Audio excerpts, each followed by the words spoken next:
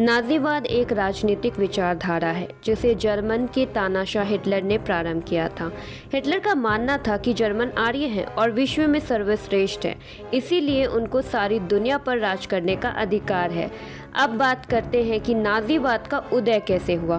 प्रथम विश्व युद्ध 1914 से 1918 तक चला। इसमें जर्मन की हार हुई। युद्ध के कारण उसकी बहुत क्षति हुई और इन सब के ऊपर ब्रिटेन, फ्रांस इत्यादि मित्र राष्ट्रों ने उस पर बहुत अधिक दंड लगा दिए। साथ ही उसकी सेना बहुत छोटी कर दी, उसकी प्रमुख खदानों पर कब्जा कर लिया गया। जर्मनी पर इतना अधिक आर्थिक दंड लगा दिया गया कि बहुत सालों तक अपनी अधिकांश कमाई देने के बाद भी कर्ज कम नहीं हो रहा था। यानी कि 1914 में $1 बराबर 4.2 मार्क था, जो 1923 में 60 मार्क, नवंबर 1922 में 700 मार्क, जुलाई 1923 में 1,60,000 मार्क तथा नवंबर 1923 में $1 बराबर 25 खरब 20 अरब मार्क के बराबर हो गया। मतलब मार्क लगभग शून्य हो गया, जिसकी वजह से मंदी, महंगाई और बेरोजगारी का अभूतपूर्व संकट पैदा हो गया। उस समय की चुनी हुई सरकार के लोग अपना जीवन तो ठाट बाट से बिता रहे थे, परंतु देश की समस्या कैसे हल करें, उन्हें ना तो इसका ज्ञान था और ना ही बहुत चिंता थी। ऐसे समय में हिटलर ने अपनी जादुई भाषणों से जनता की समस्या हल करने का पूरा विश्वास दिलाया। इसके साथ ही उसके विशेष रूप से प्रशिक्षित कमांडो विरोधियों को मारने का काम भी कर रहे थे, जिससे उसकी पार्टी को धीरे धीरे सत्ता में भागीदारी मिलती गई। और एक बार चांसलर बनने के बाद उसने सभी विरोधियों का सफाया कर दिया और सांसद की सारी शक्तियां अपने हाथों में केंद्रित कर ली। उसके बाद वे देश के राष्ट्रपति, प्रधानमंत्री सब कुछ बन गए। उन्हें फ्यूरर कहा जाता था। अब बात करते हैं नाज़ीवाद के सिद्धांत के बारे में। पहला सिद्धांत है प्रजातिवाद। अब यह प्रजातिवाद का विचार क्या है और ये आया कहाँ से, चलिए समझते हैं। 1854 में फ्रेंच लेखक गोबिनो ने अपने बुक मानव जातियों की असमानता में यह सिद्धांत लिखा था कि विश्व की सभी प्रजातियों में गोरे, आर्य या ट्यूटन नस्ल सर्वश्रेष्ठ हैं।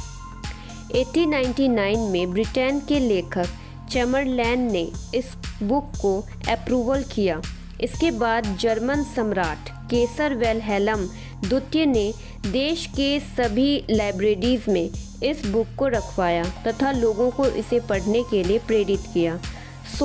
जर्मन खुद को पहले से ही सर्वश्रेष्ठ मानते थे और नाज़ीवाद ने इस भावना को प्रमुख स्थान दिया। हिटलर ने यह विचार को और बढ़ावा दिया और कहा कि जर्मन के अलावा अन्य गोरे लोग भी मिश्रित प्रजाति के हैं। जर्मन लोगों को यह प्राकृतिक अधिकार है कि वो काले और पीले लोगों पर शासन करें। और इतना ही नहीं, हिटलर ने जर्मन में जो स्वस्थ लोग थे उनको ही संतान उत्पन्न करने का अधिकार दिया और जर्मन में अस्वस्थ एवं रोगी लोगों की संतान उत्पन्न करने पर रोक लगा दी गई, ताकि देश के भविष्य में सदैव स्वस्थ एवं शुद्ध रक्त के बच्चे ही जन्म लें। ये भी एक कारण था यहूदियों को मारने का। दूसरा सिद्धांत राज्य संबंधित विचार।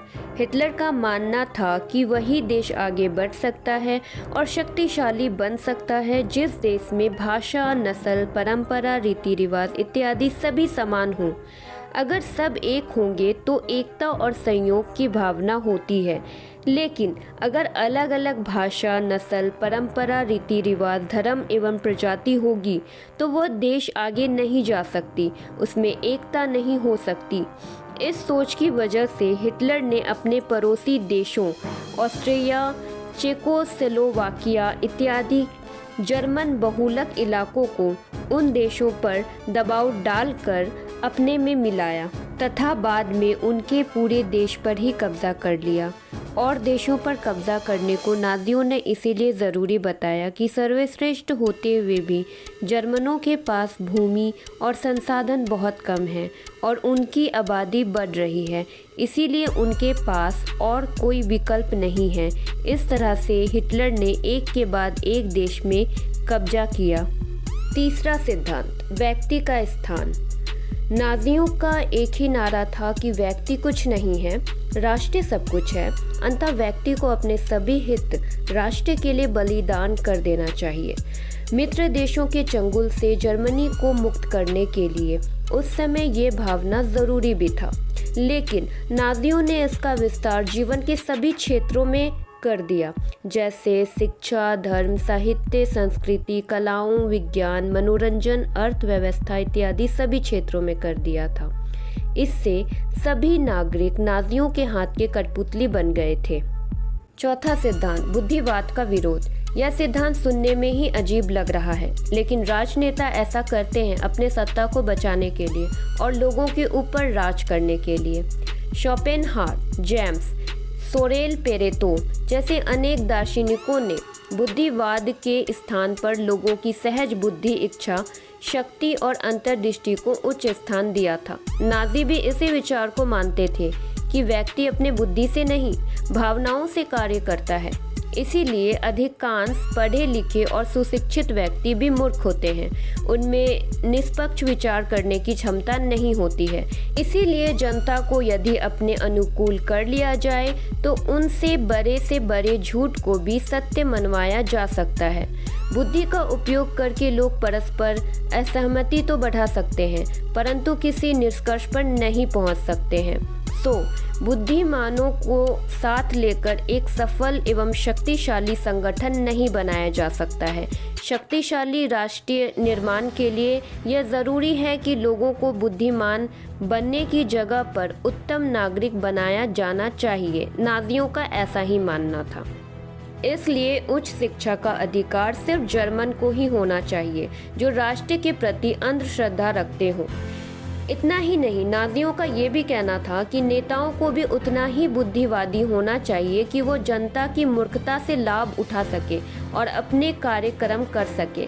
इस तरह की विचारधारा से हिटलर ने राज्य किया और नाजी पार्टी को फायदा हुआ। पांचवा सिद्धांत, लोकतंत्र का विरोध। अब यह सिद्धांत तो सबसे पहले कोई भी तानाशाह हटाना चाहेगा, और हिटलर भी प्लेटो जैसा लोकतंत्र विरोधी था। उसका लोकतंत्र को लेकर यह कहना था कि अधिकांश व्यक्ति बुद्धि शून्य, मूर्ख, कायर और निकम्मे होते हैं जो अपना हित नहीं सोच सकते। इसीलिए ऐसे लोगों का शासन कुछ जेंटल लोगों द्वारा ही चलाया जाना चाहिए।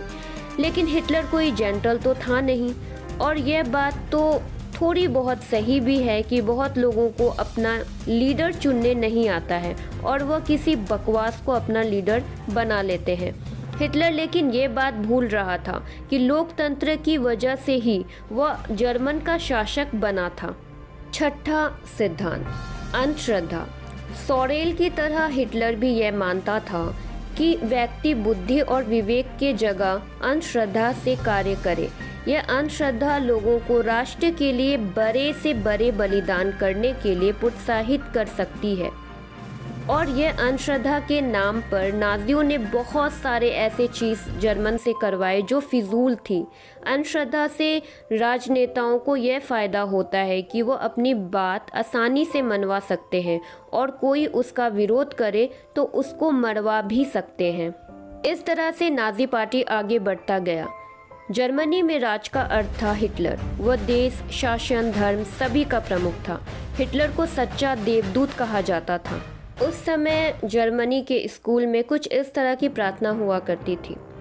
हमारा नेता एडोल्फ हिटलर, हम सब आपका भाषण सुनना चाहते हैं, हम आपके लिए कार्य करना चाहते हैं।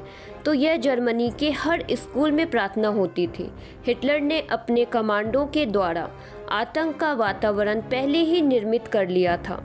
उससे जैसे ही सत्ता में भागीदारी मिली, उसने सर्वप्रथम विपक्षी दलों का सफाया कर दिया। हिटलर ने एक राष्ट्र, एक दल, एक नेता का सिद्धांत उसने बड़ी क्रूरता पूर्व लागू किया था। उसके विरुद्ध जाने का मतलब था मौत।